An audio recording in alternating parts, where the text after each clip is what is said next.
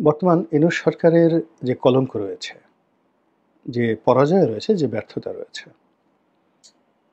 এবং যে কারণে আগামীতে এই সরকারকে ধিক্কৃত হতে হবে, জবাবদিহির আওতায় আসতে হবে এবং মানুষের ঘৃণা এবং ক্রোধের উপলক্ষ হতে হবে। তার মধ্যে প্রধান কারণ হলো এই সরকার মবতন্ত্র এটাকে একটা সময় প্রমোট করেছে অথবা মব সন্ত্রাসকে তারা মেনে নিয়েছে। দ্বিতীয়ত, তারা হয় উৎসাহ দিয়েছে অথবা তারা এটাকে মোকাবেলা করার জন্য তারা তাদের যে শক্তি, সামর্থ্য, জ্ঞান, প্রজ্ঞা, মেধা এগুলো ব্যবহার করেনি। বাংলাদেশের অবৈধ ইউনূস সরকার কিভাবে দেশটাকে জঙ্গি রাষ্ট্র করে তুলেছে, কিভাবে হিন্দুরা আক্রান্ত হচ্ছে সেখানে, এই প্রসঙ্গে উঠে আসে বিনা বিচারে হিন্দু সন্ন্যাসী চিন্ময় কৃষ্ণ দাসকে অনির্দিষ্টকাল আটকে রাখা, কুমিল্লা সহ বিভিন্ন জায়গায় হিন্দু রমণীদের গণধর্ষণ প্রসঙ্গ। ভারতের পক্ষ থেকে মনে করিয়ে দেয়া হয় ট্রাম্পের সেই কথা যেটা তিনি 13-14 ফেব্রুয়ারি বলেছিলেন, I will leave Bangladesh matter to PM Modi. Bharat চায় বাংলাদেশে অবিলম্বে ফ্রি, ফেয়ার অ্যান্ড ইনক্লুসিভ সাধারণ নির্বাচন। আমেরিকার পক্ষ থেকে হিউম্যান করিডোর বিষয়টি তোলা হয়। এরপর এই ব্যাপারে ভারতের স্পষ্ট সমর্থনও চাওয়া হয়।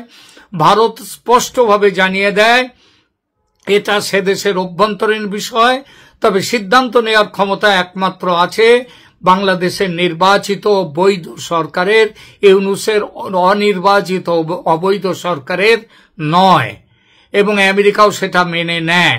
আমেরিকার পক্ষ থেকে বলা হয় দ্রুত, ফ্রি, ফেয়ার এবং অন্তর্ভুক্তিমূলক মানে ইনক্লুসিভ ইলেকশন এর জন্য তারাও সচেষ্ট হবে।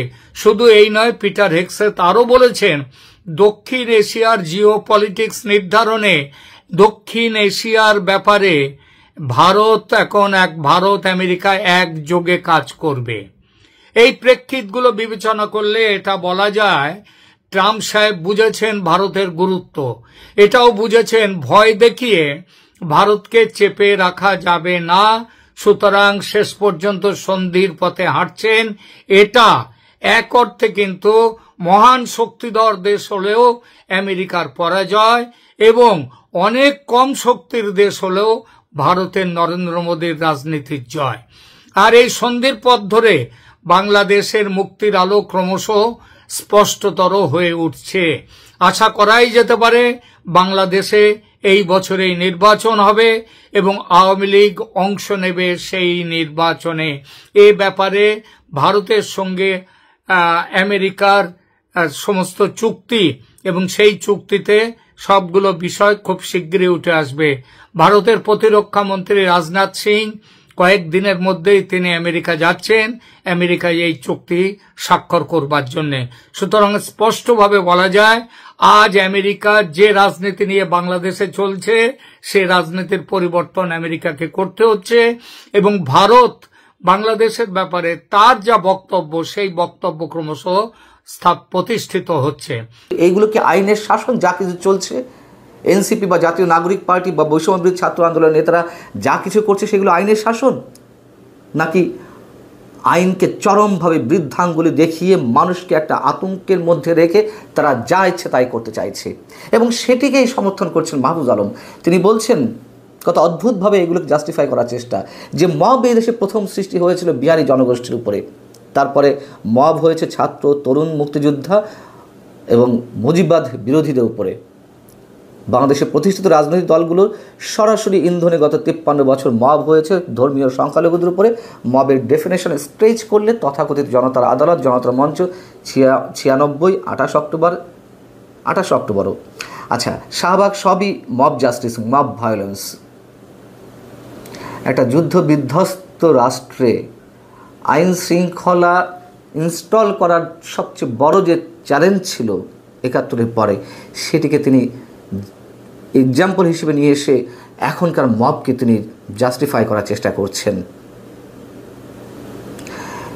মাহফুজ আলম বলছেন উদ্বেগের বিষয় হলো জুলাই বিপ্লবকে এখন মুজিববাদী বাম ও লীগের কালচারাল গুন্ডারা জুলাই পরবর্তী আইন শৃঙ্খলা পরিস্থিতির অবনতির সঙ্গে মিলিয়ে এমনভাবে পোর্ট্রেট করছে যেন জুলাই বিপ্লব শেখ মুজিবের নাতি জয়ের কথা মতো মবক্রেসি ছিল। মবক্রেসি হলে জুলাইয়ের বিপ্লবী ছাত্র জনতা, পুলিশ, আনসারবিহীন দেশকে 1-1.5 মাস নিরাপদ রাখত না। কোথায় নিরাপদ মানুষ? এবং শুধু সজীব ওয়াজের জয় কেন, মানুষ কথা বলছে না? এগুলো মব কিনা মানুষ প্রশ্ন তুলছে না? প্রশ্ন তোলা কি, মানুষ তো সরাসরি বলছে। তাহলে অবিচার কোনটা? আইনহীন দেশ বা ব্যর্থ রাষ্ট্রের এক্সাম্পল কোনটা? যেখানে সেখানে গণপিটুনি দেওয়া হবে, যেখানে সেখানে রক্তাক্ত করা হবে, আদালত থেকে শুরু করে সচিবালয় পর্যন্ত কোনো জায়গা মাপ পাওয়া যাবে না, শিক্ষাঙ্গনেও কেউ মাপ পাবে না। এইগুলো আইনের শাসন? এইভাবে আইনের শাসন প্রতিষ্ঠা করা যায়? কি অদ্ভুতভাবে আমাদেরকে নসিহত করছে, কি অদ্ভুতভাবে আমাদেরকে দেশে আইন কানুন শেখাচ্ছে। গত কয়েক মাসে রাজনৈতিক ও সামাজিক ফ্যাসিবাদের অংশীদার না হয়েও হরে দরে মব ভায়োলেন্সের দায় নিতে হচ্ছে জুলাইয়ের বিপ্লবী ছাত্র জনতাকে। তারা সবাই বিপ্লবী যা করছে। এবং তিনি স্পষ্টভাবে বলছেন, জুলাইয়ের পরে মব হলে বা সে সুযোগ তৈরি করা হলে এত সুশীলতা আর অ্যাপোলজেটিক আলাপ আসতো না। তার মানে কি, যারা এর বিরুদ্ধে কথা বলছে, যারা পুলিশ সদর দপ্তরে তালা ঝুলিয়ে দিচ্ছে, যারা মব ভায়োলেন্স সৃষ্টি করে একজন নিরাপরাধ পুলিশ কর্মকর্তাকে প্রত্যাহার করতে বাধ্য করছে, রাস্তাঘাট বন্ধ করে ঘন্টা পর ঘন্টা 8 ঘন্টা পটিয়াতে যেটি হলো দুর্ভোগ সৃষ্টি করে তাদের দাবি আদায় করছে, এগুলো মব না, এগুলো আইনের শাসন প্রতিষ্ঠা করা। এবং যারা এর বিরুদ্ধে কথা বলছেন, তিনি কি বলছেন, যদি মব হতো তাহলে এত কথা বলা লাগতো না, কথা বলা হতো না। অর্থাৎ আমরা যারা কথা বলছি, তিনি স্ট্রেট হুমকি দিচ্ছেন, ভবিষ্যতে হয়তো আমাদের উপরে মব হলে হতেও পারে। মানুষ তো ভয়ে কথাও বলছে না, এটা তো সত্য কথা। মবের ভয়ে গণমাধ্যমগুলোর অবস্থা এতটা করুণ কেন, এতটা অসহায় কেন গণমাধ্যমগুলোর অবস্থা? কথা তো বলতে পারছে না। ডেইলি স্টার, প্রথম আলো, কালবেলার সামনে মব ভায়োলেন্স সৃষ্টি করা হয়নি, মানে প্রয়োজনে আরও এরকম করা হবে, মানুষের দাঁড়ে দাঁড়ে করা হবে, ঘরে ঘরে করা হবে, এটাই তো বলতে চাইছেন তিনি। বলুন, আমাদের আর কি করার? আমাদের তার কথা বলা ছাড়া উপায় নেই। প্রয়োজনে এই কথাটুকুও বন্ধ করে দেওয়া হবে, এটুকুও বুঝতে পারছি। ফলে এই সরকারের গত 10 মাসে দেশের ব্যবসা বাণিজ্য, অফিস আদালত, কোর্ট কাচারি, দেবালয় থেকে সেই পতিতালয়, সোয়ারি ঘাট থেকে গুদারা ঘাট, ইসলামপুর থেকে আক্কেলপুর, সব জায়গা মিলিটারি নিয়ন্ত্রণে ছিল না, পুলিশের নিয়ন্ত্রণে ছিল না, জনগণের নিয়ন্ত্রণে ছিল না, সরকারের নিয়ন্ত্রণে ছিল না, সেখানে মবের নিয়ন্ত্রণে ছিল। এবং সে কি মব? যারা মব সন্ত্রাসী, তারা যাকে টার্গেট করেছে, তিনি যদি বিশ্ববিদ্যালয়ের ভাইস চ্যান্সেলর হন, ডাজ নট ম্যাটার। আর মবকারী যদি ওই বিশ্ববিদ্যালয়ের একজন ঝাড়ুদার হন, কোনো বিষয় না। বিশ্ববিদ্যালয়ের ভাইস চ্যান্সেলর কলার ধরে চট থাপ্পড় দিয়ে তারপর তাকে ঘাড় ধরে বিশ্ববিদ্যালয় থেকে বের করে তার পছন্দের মানুষকে, অর্থাৎ সেই বিশ্ববিদ্যালয়ের ঝাড়ুদারের পছন্দের মানুষকে ভাইস চ্যান্সেলর হিসেবে বসিয়ে দেওয়া হলো। একই ঘটনা ঘটেছে হাই স্কুলে, প্রাইমারি স্কুলে, মাদ্রাসাতে, মসজিদে, মন্দির, গির্জা, প্যাগোডা, এমনকি প্রাইভেট ব্যবসা প্রতিষ্ঠানগুলোতে। মব সন্ত্রাসীরা টেলিভিশন স্টেশনে হামলা চালিয়েছে। সব কিছু দেশের বড় বড় টেলিভিশন স্টেশনগুলোর কম্পিউটার, কিবোর্ড, ঝাড়ু, বদনা, তারপর চেয়ার, টেবিল, সব কিছু নির্বিচারে লুট করে নিয়ে গেছে। এরপর তারা বড় বড় কর্পোরেট হাউসে ঢুকেছে, সিন্দুক ভেঙে টাকা নিয়ে গেছে, চেক বই নিয়ে গেছে, অফিস ছিনতাই করেছে, অনেক মালিককে জিম্মি করে কোটি কোটি টাকা তারা নিয়ে গেছে। এরপর পেশাজীবী সংগঠনগুলো, সেটা উকিল হোক, মুক্তার হোক, জজ হোক, ব্যারিস্টার হোক, যাদের সঙ্গে আওয়ামী লীগের সম্পর্ক ছিল তাদের সবার অফিস, চেম্বার, বাসভবন সব জায়গাতে আক্রমণ করে মব তৈরি করে যার যেটা দরকার সেটা করেছে। যেখানে ধর্ষণ দরকার ধর্ষণ করেছে, যেখানে লুট করেছে, যেখানে মারধর করা দরকার মারধর করেছে। মানে এ এক অদ্ভুত বিশৃঙ্খলা। আমাদের এই বাংলায় একসময় বলা হতো মগের মূল্য। মগ জলদস্যু মানে নৌপথে এই আরাকান এই অঞ্চলের উপজাতি, মগ উপজাতি, তারা আমাদের চট্টগ্রাম, পার্বত্য চট্টগ্রাম, বরিশাল, পটুয়াখালী, নোয়াখালী, হাতিয়া, সন্দ্বীপ এই বিস্তীর্ণ উপকূলে ডাকাতি করত। মগরা যখন করত, পর্তুগিজরাও কিন্তু এখন যারা পর্তুগালের নাগরিক তারাও করত। কিন্তু মগদের যে ডাকাতি এটা ছিল ভীষণ রকম, মানে যাকে বলা হয় ইতিহাসে এরকম নির্মমতা আর ঘটেনি। তারা মেয়েদেরকে ধরে নিয়ে যেত, শিশুদেরকে ধরে নিয়ে যেত এবং নিয়ে তারা ইংরেজদের কাছে, ওলান্দাজদের কাছে, পর্তুগিজদের কাছে, বিদেশিদের কাছে তারা বিক্রি করত। ফলে তাদেরকে নিয়ে যে কবিতা রচনা হয়েছে, ছেলে ঘুমালো, পাড়া জোয়ারলো, বর্গি এলো দেশে, বুলবুলিতে ধান খেয়েছে, খাজনা দেব কিসে। এই যে বর্গি, সেই বর্গি জমানার যে সন্ত্রাস, সেই সন্ত্রাস তো বহু আগে, প্রায় 100 বছর ধরে চলেছে। এবং সেই সন্ত্রাস থেকে যিনি আমাদেরকে রক্ষা করেছেন তিনি হলেন নবাব শায়েস্তা খান এবং তার সুযোগ্য পুত্র বুজুর্গ উমেদ খান। তারা এই মগদেরকে তাড়িয়ে এই সন্ত্রাস দূর করে চট্টগ্রামকে আমাদের এনে দিয়েছেন এবং এখনো পর্যন্ত সেই মানে যাকে বলা হয় চট্টগ্রামকে নিয়ে আমার সোনার বাংলা, আমি তোমায় ভালোবাসি গান গেয়ে আমরা আমাদের স্বাধীনতা উদযাপন করছি।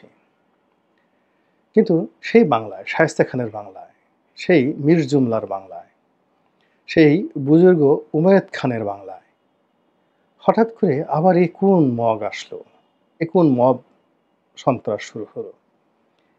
এরা তো আগের যে সন্ত্রাস তাদের কোনো কিছুই তারা অনুসরণ করছে না। আপনারা জানেন যে আন্ডারওয়ার্ল্ড, অন্ধকার যে জগৎ, সেখানেও কিছু নিয়ম আছে। যারা চুরি করে, চোরের কতগুলো ধর্ম আছে যে তারা বাড়ির আশেপাশে 40 ঘরের মধ্যে চুরি করে না।